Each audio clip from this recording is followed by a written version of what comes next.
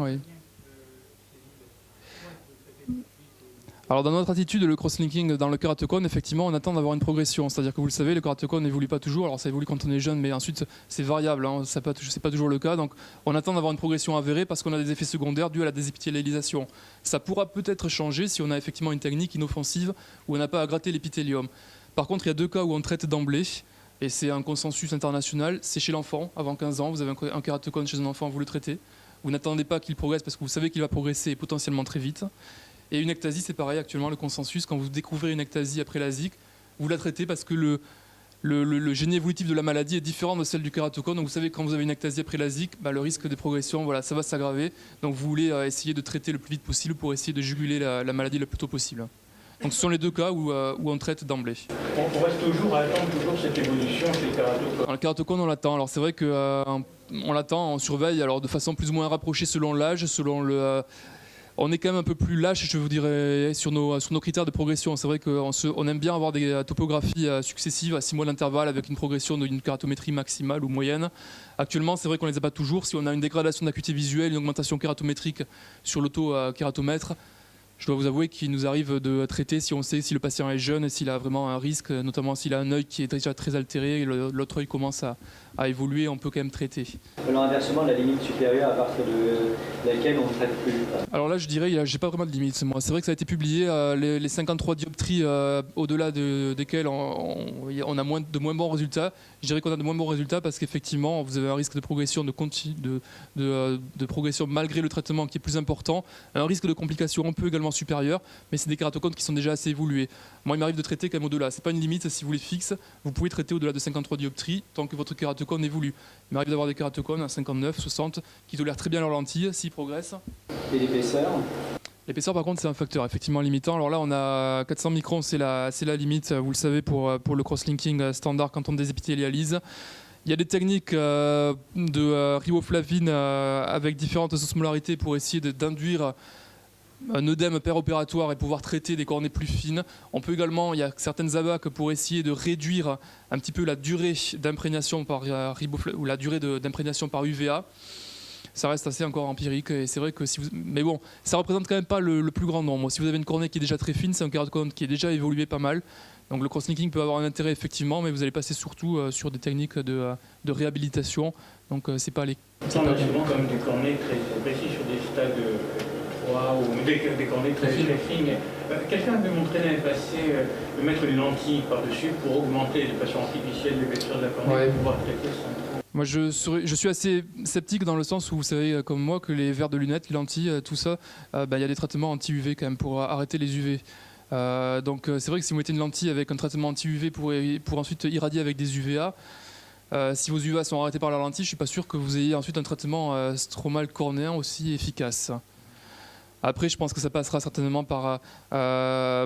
possiblement, vous savez, ce qui est toxique pour l'endothélium, en fait, on se rend compte que ce sont les radicaux libres oxygénés en profondeur. Donc si on arrive à calibrer un petit peu la diffusion de l'imprégnation, la diffusion de la riboflavine dans l'épaisseur cornéenne, on pourra certainement traiter des cornées plus fines. La iontophorèse pourrait être intéressante parce que je vous ai dit que ça pénétrait en front.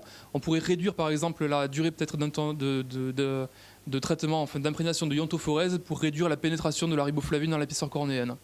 Ça reste empirique encore, ça reste à évaluer en ex vivo avant de l'appliquer. On arrive très bien à augmenter l'épaisseur de la cornée avec simplement du non-saveur. On peut effectivement. On a fait tout ce qu'on veut jusqu'à 500 microns, etc. Il y a aussi d'autres indications. Quand vous avez un ulcère de cornée, ça marche très bien. Ce qu'il faut savoir, c'est que la riboflavine, elle tue tout ce qui se passe. Donc en fait, si vous avez un ulcère cornéen, c'est les deux à la fois. Si vous avez un ulcère cornéen qui ne fonctionne pas, c'était montré par un ulcère noir qui a traité plusieurs cas comme ça et la cornée est revenue tout à fait bien. Un ulcère infecté ? Un ulcère infecté. Oui, ça effectivement, ça a l'effet. Les UV, vous le savez, les UV on les utilise dans les hôtes pour stériliser. Les radicaux libres oxygénés, ça diminue également la diffusion enzymatique, donc vous avez une diminution de la nécrose et c'est vrai que ça peut donner des résultats intéressants. Moi, je l'utilise plutôt en deuxième intention si j'ai un échec de mes traitements antibiotiques classiques. Et l'autre indication, c'est quand vous avez un Fuchs, bizarrement comme ça rigidifie la cornée et que vous enlevez l'œdème de la surface, vous pouvez faire tenir votre cornée beaucoup plus longtemps avant de faire une greffe. Ce qui est pas du tout bête en fait. Ils ne font plus les bulles épithéliales. Elles font plus les bulles épithéliales et bizarrement, le cornet peut tenir encore en bon moment. Si vous avez une vieille dame qui a un fonce, etc., plutôt que de lui faire une greffe, ça marche extrêmement bien. Moi j'ai fait passer une cornée de 800 à 550, sans bulles. Il y a encore plein d'indications qui vont venir avec la riboflavine élevée, mais c'est deux indications qui sont extrêmement intéressantes. Sinon, C'est nicotine que vous bâtissez les deux. Allez, tout, mais justement, ça marche, ça tue tout. Moi j'ai joué à Voilà. Et est-ce que l'âge dans le crosslinking est un point limite? C'est comme l'épaisseur, en fait. C'est comme la kératométrie, je vous dirais. C'est vrai qu'il a été montré qu'au-delà de 35 ans, vous avez un plus grand risque de perte de ligne ou de complications. Maintenant, vous avez un kératocone qui évolue au-delà de 35 ans, je le traite. Une dégénérescence marginale pellucide, vous le savez que ça commence souvent plus tard, ça évolue plus tard, je la traite aussi. Donc c'est pas non plus un facteur limitant, en tout cas une contre-indication vraiment définitive au traitement. Mais une autre question, dans le kératocone, c'est les lames de collagène qui se relâchent comme ça, et dans l'ectasie, c'est pas le même mécanisme. Est-ce que ça agit aussi bien dans l'un que de l'autre? C'est indiqué. Ensuite, exactement, le mécanisme d'action du cross-linking, vous savez, ça reste encore un petit peu discuté. Donc effectivement, oui, dans le kératocone, ça stabilise, ça empêche les lames de glisser. Oui. Dans l'ectasie, c'est pas le même mécanisme. Elles sont coupées, c'est pas le même mécanisme, c'est vrai qu'on le fait. Maintenant, est-ce que le mécanisme d'action, on en a moins également, on a moins de recul, on a moins de patients. Hein, mais Je ne sais pas comment ça marche pour le kératocone, mais pour l'ectasie, comment ça marche? on rigidifie. Alors c'est vrai que est-ce qu'on rigidifie au-delà du volet? Est-ce qu'on rigidifie un petit peu le mur postérieur en dehors du volet? Non, collé, je pense pas, mais effectivement, on doit augmenter un petit peu la rigidité, ça diminue. On ne sait pas exactement à quoi est dû non plus l'ectasie. Est-ce qu'il y a des phénomènes de diffusion enzymatique que l'on limite un petit peu? Est-ce qu'il y a des phénomènes de... On ne sait pas exactement. On le propose parce qu'on n'a pas grand-chose d'autre à faire, hein, je dirais. Maintenant, la physiopathologie du cross-linking dans ce cas-là, elle est effectivement moins connue. Vous connaissez le LASIK extra? Faire un LASIK et faire riboflavine, qui diffuse plus facilement, faire les UV et reposer le volet. LASIK extra, chez Avedro. Moi, je dirais prudence dans le sens où quand même le cross-linking n'est pas une technique qui est complètement neutre réfractivement, et on a quand même après nos patients traités. Alors c'est vrai que c'est des kératocones, mais on a des modifications kératométriques, on a des modifications de ligne d'acuité visuelle. Et c'est vrai que sur une technique réfractive LASIK où vous voulez être extrêmement précis, rajouter peut-être une imprédictibilité d'une technique cross-linking, voilà, on ne sait pas trop. Hein. Ça, c'est séduisant, je dirais. En théorie, en pratique, prudence. J'en ai fait un. Non, j'ai eu une myopie. Sur le pied, ouais. J'aime bien. Est-ce que vous combinez les anneaux stromaux avec le cross-linking, style je mets un anneau, je mets la cornue dans la bonne forme et après je congèle avec le cross-linking? La chronologie reste toujours discutée. Vous savez, ça c'est fait partie effectivement des controverses. On ne sait pas trop dans quel ordre le faire. On peut avoir différentes logiques. C'est vrai que la plus facile pour le patient, c'est de faire les deux à la fois. Moi, c'est ma tendance actuellement. C'est-à-dire que lorsque j'ai un kératocone qui progresse, si j'ai une kératométrie au-delà de 53, que le patient ne tolère pas la lentille, j'ai tendance à lui proposer les deux d'emblée. Maintenant, il peut être logique également de proposer des anneaux et de voir si c'est stable ou pas. Joseph Collin avait publié que dans sa série d'anneaux intracornéens avant cross-linking, il a finalement très peu de progression, d'évolution. Et l'anneau a peut-être un effet également stabilisateur en modifiant un petit peu l'architectonie de la cornée, en modifiant la répartition des forces biomécaniques, donc ça pourrait stabiliser aussi.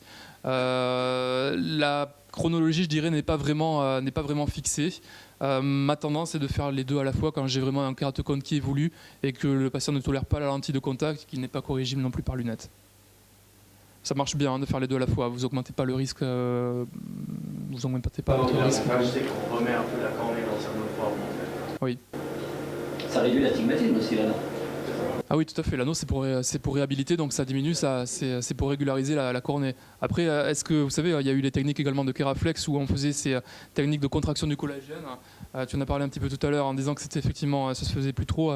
On a eu un petit peu ce retour, en fait, aux techniques de contraction.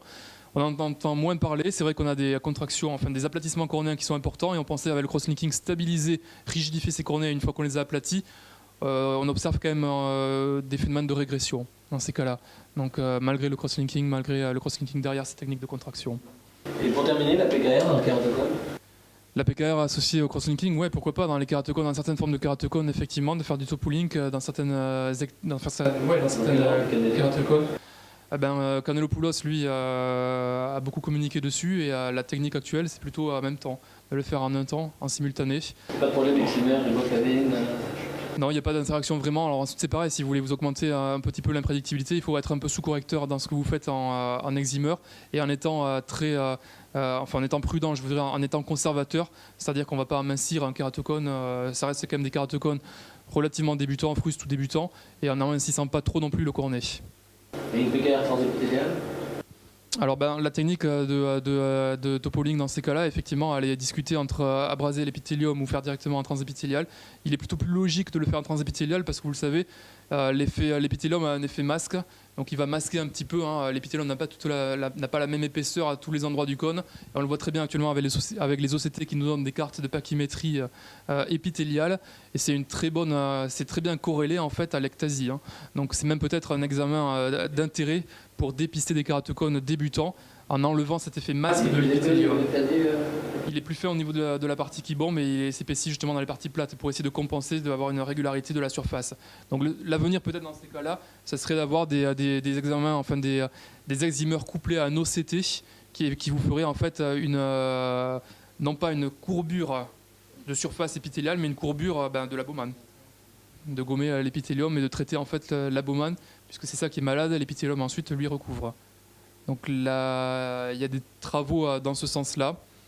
C'est peut-être un avenir dans ce domaine. Mais c'est vrai que le crosslinking nous a ouvert des perspectives et on a encore beaucoup, je pense, à développer au niveau crosslinking. Donc l'Ionto pour l'instant est en évaluation et on va dire est une procédure qui est prometteuse et on espère qu'on va confirmer justement ces promesses.